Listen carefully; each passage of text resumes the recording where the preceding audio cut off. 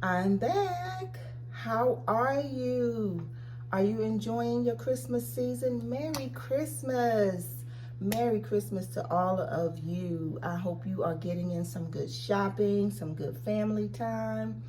Well, as you can see from the title, this is part 2 of my Sephora haul video. If you haven't watched part 1, it goes more into detail of the fragrance maker describing it. This video is my opinion of the fragrance and how I describe it. So if you want the official description, make sure you watch part 1 of this video, my Sephora haul. Let's get into it. I wanted to talk to you about how I wore the fragrance and what my reactions were when I wore the fragrance. I'm going to break it up into the fragrance categories that they put the fragrances in. Oh, and sorry that it took me so long to get back to you guys with this part 2. The reason being, the job that I do, we cannot wear perfumes. And so it's taken me some time to get to wear these perfumes because I wanted to actually wear them out, and get a full idea of the fragrance. And so it took me some time to come up with different occasions to wear the perfumes, like hanging out with my friends, going out to dinner. I went to my daughter's graduation. Shout out to her. She graduated with her bachelor's degree from Savannah State University, and I'm so super proud of her. And so I've been traveling, and now I am back. So the first category is the fresh category, and in the fresh category, Dolce & Gabbana's Light Blue. This one lasts all day. It did change after I wore it for a while. It got sweeter as I continued to wear it. And so like I talked about in part 1, how the fragrances can change. So this one definitely did change. Like I said, it got sweeter as the day went on. I did get tons of compliments on it, and it performed very well. The next one in this category is Carolina Herrera's Good Girl. Okay, now this one right away, I had a sense of familiarity, like someone that I know wears this fragrance. In fact, this might be their signature fragrance, so it was very familiar to me. It lasts all day. It did last all day. It seemed a little spicy to me. It's not one that I would purchase. I'm not sure who, but someone that I know wears this fragrance. That, along with the fact that it just wasn't my cup of tea, this would be a no for me. Next, we have Valentina Noche Viva. And it's also in the floral category. If sweet fresh was a word, this would be how I describe this fragrance. It was sweet fresh. The sweetness and the freshness was so combined that I would describe it as sweet fresh.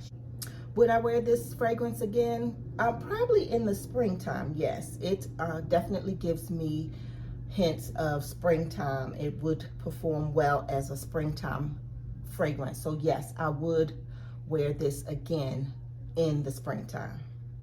Next, we have Chloe. Now, Chloe was a light, fresh fragrance, not sweet at all. This would be something that you would wear when you're not trying to make a statement. You just, want a nice light scent. Again, probably springtime. But I didn't find any sweetness in this. It wasn't, overpowering at all. It was just a light, fresh, nice, smelling scent. Next, we have Giorgio Armani's My Way. This fragrance to me is a stronger version of the fragrance that I'm going to talk about next.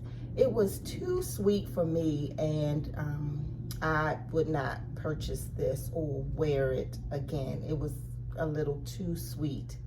I wouldn't say that it smelled bad. It's just not my cup of tea. Too sweet and too strong. Next on this list is Gucci Flora's Gorgeous Gardenia. Now, instantly, this made me happy. Light, pleasant. It's something that I would wear like to a day party. It reminds me of being at a day party. Definitely will purchase this one next year. It really is a nice smelling fragrance. Reminds me of being at a day party, or what I would want to smell like if I went to a day party. Next on the list is Marc Jacobs Daisy. This one is light and fresh. It also got sweeter as the day went on. I don't know, maybe that's what perfumes do on me, or some of them, they get sweeter if they're going to change, because this one I noticed also got sweeter as the day went on. This might be one that I would, sleep in after I showered and I wanted to smell good before I went to bed. I might, put this one on because it's light and it's fresh and it's sweet, so I liked it. Next on the list is Nest's Wild Poppy. Now this one reminds me of outdoors, like being in a forest. It doesn't sound like something that I would like, but I did actually like this one a lot. It's a little bit similar to Versace Bright Crystal, but a sweeter version. It's a really odd combination, but it performed really well. It lasts long all day, and I received tons of compliments on this one as well. Nest Wild Poppy was a go for me. The next category is warm and spicy. And in this category, we have replicas by the fireplace. And I'm just gonna tell you, this is a big fat no for me. It was too strong, I couldn't breathe, and of course, these fragrances last all day. I think that smell that's, bothering me is under the spicy category, so I don't think I am a big fan of spicy fragrances.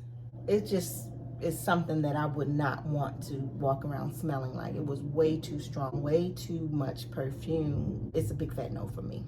Next in the warm and spicy category is Prada Candy. Now this fragrance, I got the most compliments out of all. It's sweet, of course, but it stays consistent the entire day, so it doesn't change throughout the day. It starts out, sweet and pleasant, and it stays the same, lasts long, performs well, and I got tons of compliments. Next is Viktor and Rolf Flower Bomb. This is a sweet fragrance also, with a hint of that spiciness that I was talking about, and just that hint of it is enough to make it a no for me. I don't know, it's just too strong. Not as strong as replicas by the fireplace, but still too strong, too spicy. It's a no for me. Next in this category is YSL's Black Opium. And YSL never disappoints with their fragrances for me. And this one did not disappoint either. I liked it a lot. This one I would consider a good date night fragrance. It definitely makes a statement. Or maybe you could wear it to like a New Year's Eve party. It definitely smells lovely. It's a classic sexy scent. And I will be purchasing this one. I was very pleased with it. So my favorite out of all the fragrances, drum roll please, brrr, was Nest's Wild Poppy. I know, like I said, it was an odd combination, outdoors, forest. Doesn't sound like something I would like, but that combination of whatever they put in that fragrance made it very unique, very pleasant, and tons of compliments. And yes, and most likely I will be getting my free full-size bottle in the Nest Wild Poppy. If you don't know what I'm talking about, check out my first video, part 1 of this, where I talk about that free bottle of perfume. So share this video with your friends. Put them up on game on these perfumes. Let them know, how to get some free perfume. Also, what do you think of my background for Christmas? It's Christmas season. This is one of my favorite seasons. Not necessarily the winter time, but Christmas is my favorite holiday. So I thought this background was very appropriate for the season. Let me know what you think of my background in the comments below. Also, I enjoyed having a background, and it gives my videos, you know, a little different flair. So I was thinking about maybe getting another background after the season was over. It made, you know, filming a lot more convenient. So I'm interested in knowing what you think of my background. Don't forget to watch part 1 of my Sephora haul and my unboxing of these fragrances. And I'll see you in the next episode of Small Doses of April. Bye.